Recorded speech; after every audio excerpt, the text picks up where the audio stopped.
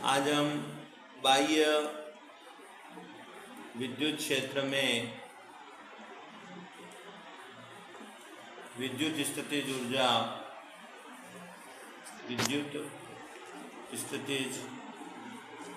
ऊर्जा का मान ज्ञात करेंगे। यहाँ पर हमें पूर्व में ही विद्युत क्षेत्र दिया हुआ होता है। मान लीजिए कि ये एक निर्देश तंत्र है, x y निर्देश तंत्र है और इसमें यहाँ पर ये समरूप विद्युत क्षेत्र है। ये विद्युत क्षेत्र एक अनंत आकार के आवेशित परत के कारण उत्पन्न हो रहा होगा।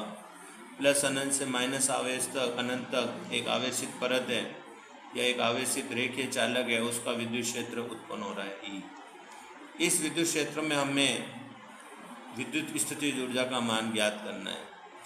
अगर हमें विद्युत स्थितिज ऊर्जा का मान ज्ञात करना है तो हम ये मानते हैं कि हम इस निर्देश तंत्र से अनंत दूरी पर एक आवेश Q0 को रखते हैं।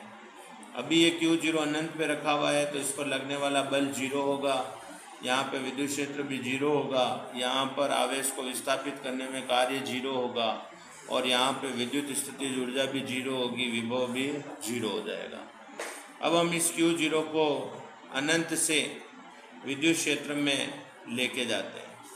जब हम इस Q0 को अनंत से विद्युत क्षेत्र में लेके जाते हैं तो मानते हैं कि इसकी आवेश से जो दूरी है वो r है। तो इस बिंदु पर जो विभव होगा वो r दूरी पर निर्भर करेगा। इसको हम लिखते हैं v ऑफ r से।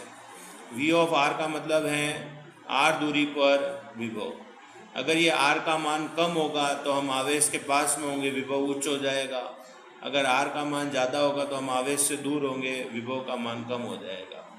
तो इस बिंदु पर जो हम Q0 आवेश को लेके जाते हैं वहाँ पर विभव का मान हो जाएगा v ऑफ r।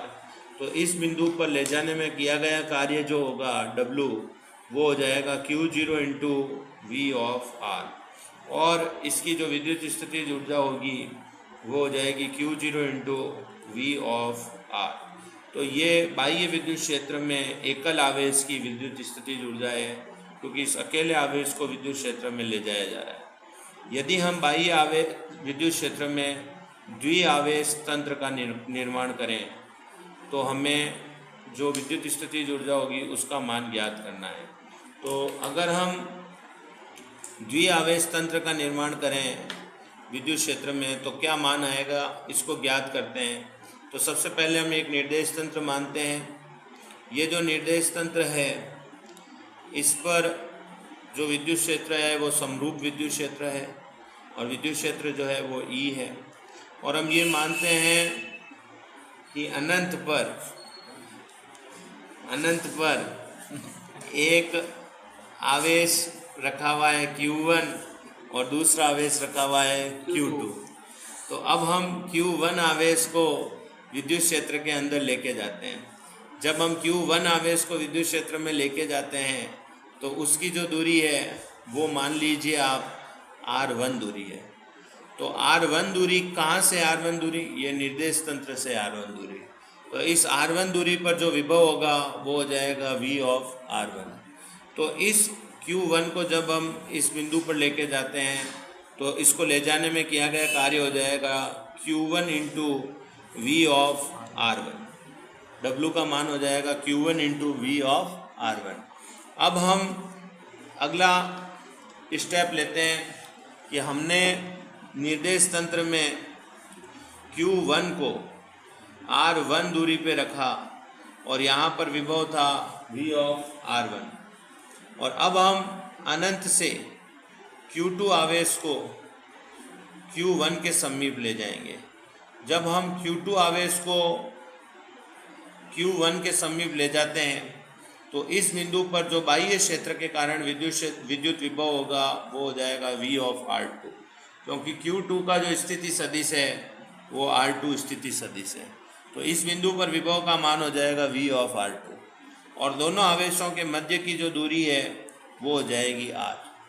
तो हमें द्वितीय आवेश को ले जाने में जो कार्य करना पड़ेगा W2, उसका मान ज्ञात करना है।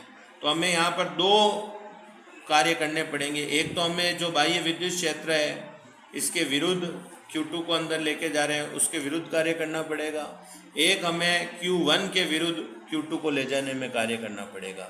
तो बाह्य विद्युत क्षेत्र के विरुद्ध जो हम कार्य करेंगे वो हो जाएगा Q2 into we of R2, और प्रथम आवेश के विरुद्ध जो हमें कार्य करना पड़ेगा वो हो जाएगा Q2 इंटू पहले का विभव V1।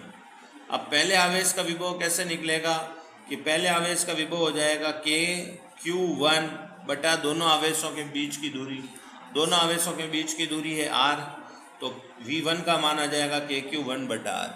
तो दूसरे आवेश को ले जाने में कुल किया गया कार्य हो जाएगा विद्युत क्षेत्र के विरुद्ध तो हो गया V ऑफ R2, और पहले आवेश के विरुद्ध हो जाएगा Q2 इंटू K Q1 बटा R, यानी टोटल कार्य हो जाएगा Q2 V of R2 plus K Q1 Q2 upon R।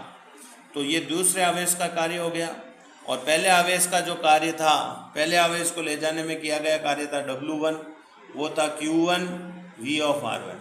अगर हमें इस तंत्र की टोटल ऊर्जा निकालनी है तो हमारे को तंत्र की टोटल ऊर्जा निकालने के लिए टोटल कार्य करना पड़ेगा। पहले का कार्य है W1, दूसरे को ले जाने में किया गया कार्य है W2। तो W1 का मान है Q1 V ऑफ R1 और W2 का मान है Q2 V of R2 plus K Q1 Q2 बटा R। तो ये टोटल कार्य हो जाएगा, और यह किया गया टोटल कार्य ही विद्युत स्थितिज ऊर्जा के बराबर हो जाएगा। Okay, thank you.